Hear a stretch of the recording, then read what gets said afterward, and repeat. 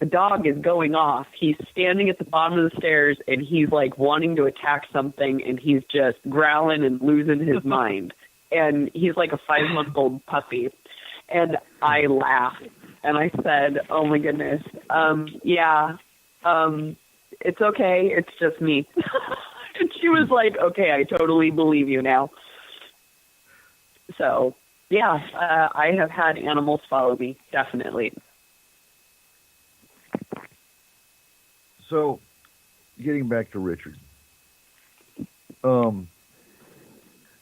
we have cases where other people are actually astraling and messing with clients, that kind of thing. And that's when we get called in because they don't understand what's going on. They think it's a spirit. They think it's a malevolent entity. We go in, we see the energy source. We find out that it's somebody else astral. How do we stop other astral people from messing with clients? Excellent question. So a lot of, like I said, is, probably don't want to get into kind of astral witch wars. A lot of it is working with the client, is how to help them. And I think that's one of the most valuable services the FMP offers is, it's like how to kind of teach the clients, how to protect themselves from, other nasty people. And, there's a number of different techniques. I mean, you can go out and kind of do a lot of things like warding, some shielding to kind of just, help protect them from some of, the other astral attackers. But in the end, a lot of it is, is helping the person, giving the skills to protect themselves.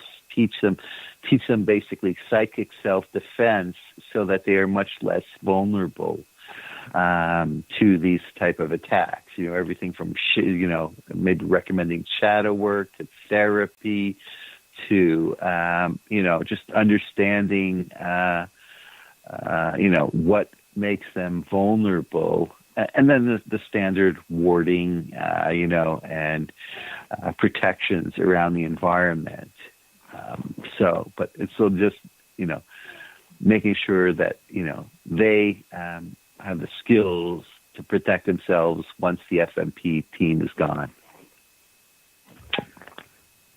And, I think you hit the nail on the head, too, with it is witch wars sometimes, because it is magic users that are usually the ones doing this. And I want to bring up shadows because, and I'm sure so you got shadow beings, which are a completely different entity, but magic users oftentimes use shadows as spies, essentially. So we had a case where, it's not hard to figure out what's going on, generally speaking, because you can see the energy trail from an individual. If it's an individual that's doing it, you just follow the energy trail from that person and from that shadow, basically. And there you go. You follow them right to their home. You know who it is. There's no hiding there. And then sometimes you can do a banishment. You can do a binding, which that's getting extreme, but sometimes it has to be done. So go into shadow work a little bit. Certainly. So shadow work is something, the shadow is a Jungian psychology, and it's that part of ourselves that we fear. It's, that we fear that other people will find out, and, we all have it. So we all have, like I said, some part of us that we're ashamed of, that we fear, that we don't want other people to know about. And what can happen is this is a vulnerability that, can be exploited. So a lot of times the way you can tell what somebody's shadow is by what do they project. So if you go out and talk to, hey, those other people are, whatever, a lot of times it's what you're doing is your subconscious is recognizing in those other people something. And so it's you're you end up kind of projecting those feelings on them. And this is, the projection is, like I said, is easily identified by other people who know what to look for. And then they know, okay, this is what this person fears. So they fear this part of themselves, that, they may be intolerant, or that, they may have certain problems. They may not be as strong as they think. And an attacker can then go out and focus on that shadow. And how do you exploit it? They can do it by going into the person's subconscious. It could be done through social media. If you're just posting memes, for example, the memes are a great way of damaging somebody psychologically. You see a lot of people who have problems. It's like they keep, I think we've all, seen that some evangelical pastor somewhere, keeps getting caught in some sort of sex scandal or something like that. And it continually happens. And what that is that's his shadow. It's like he's so worried about people finding out about, what type of person he is. He hides it and then makes a lot of bad decisions. So, and then usually there's a lot of, scandal around it. But so one of the purposes of shadow work is to go out and integrate it and acknowledge, yes, this is part of me. It's something I may not be proud of, but it's something that makes me who I am. I acknowledge this, and I can work with it. It's part of the healing process. And it's also an important part of learning to be a healer of other people. Is the first step is you want to heal yourself.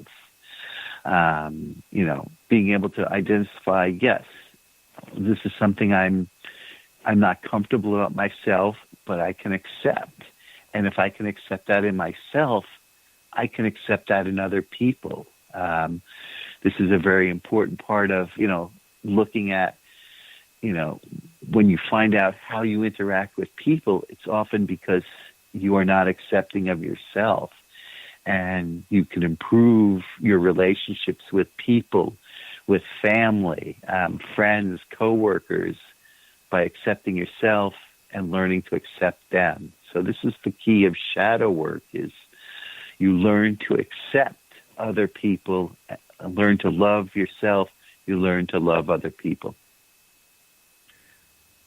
Excellent points. Excellent points. So we're coming down to the last 20 minutes that we get with you. Is there anything that you want to add to Astral, what we do, pointers that for anyone that's interested in doing it but hesitant? No, that's a lot of it is, one, anybody can learn it. It's a skill. Anybody can learn it. Some people might eventually be better, but you can learn to do it. But two, not let fear stop you from doing it. Yes, there are some scary things out there, but you can learn to manage that. And the more work you do on yourself, the better your astral projection is. So it's part of our journey. And then the third is learn to work with other people. This is probably one of the most important skills we've mentioned for FMP is, when we look for people, we're not looking for naturally talented people or people who, have been doing this for years. We're looking for people who can work well with other people and just communicate and interact. And that's those are the three things that I think will make somebody a really good astral projection person. Oh, and hands down. Yeah, like I said earlier in the show, you can be the best astral worker out there, but if you can't work with a team, if you like doing your own thing, then you're not going to be a fit. So that's what we look at. We have prerequisites we look at. We have protocols we go by. We have SOPs that we go by. If you feel you don't fit, then you're not going to. What kind of other creatures do we find on astral that you see? We know we know spirits can go through astral. We know certain alien races can go through astral. We know some fake and most fake can go in astral. What are some of the scarier ones that you can think of that we have to watch out for? That's a great question, and a lot of it is, like I said, is whatever you are afraid of, you can probably meet it on the astral plane. So, whatever your fear is within you, you're more likely to meet that. But there's just so everything that you can imagine. Said is. It's, from demons to spirits to ghosts,